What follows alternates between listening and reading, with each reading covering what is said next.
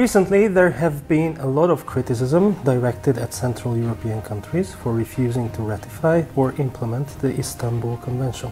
It is important to note that, contrary to liberal propaganda, the Convention is not about the protection of women. Instead, in reality, it uses the protection of women as a Trojan horse to introduce radical gender ideology in the signatory countries. The real aim of the Istanbul Convention, hidden behind the pretext of protecting women, is to introduce the concept of gender as a social construct.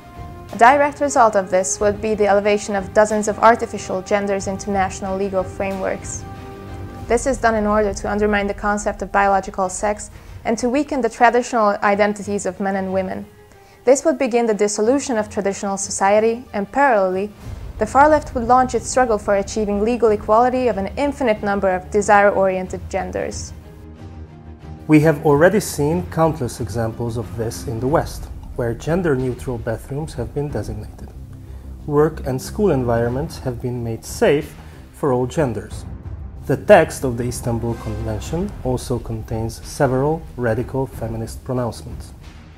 The implementation of the Convention would mean the teaching of gender ideology and the deconstruction of traditional sexual identities in schools.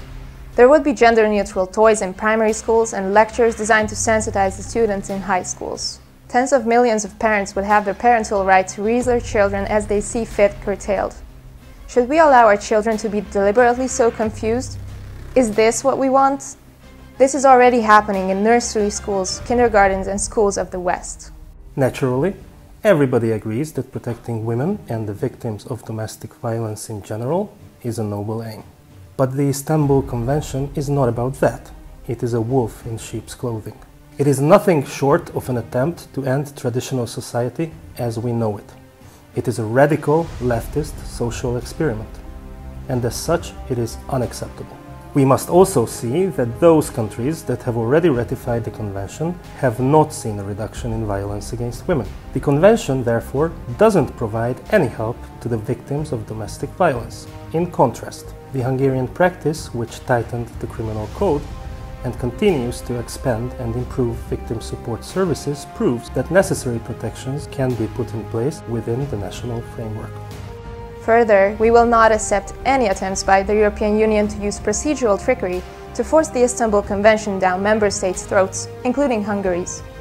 This is exactly why, working in concert with other European conservative institutes, we have launched our petition. We wish to send a clear message to Brussels. Hands off the traditional family, hands off the traditional male and female identities, hands off national sovereignty.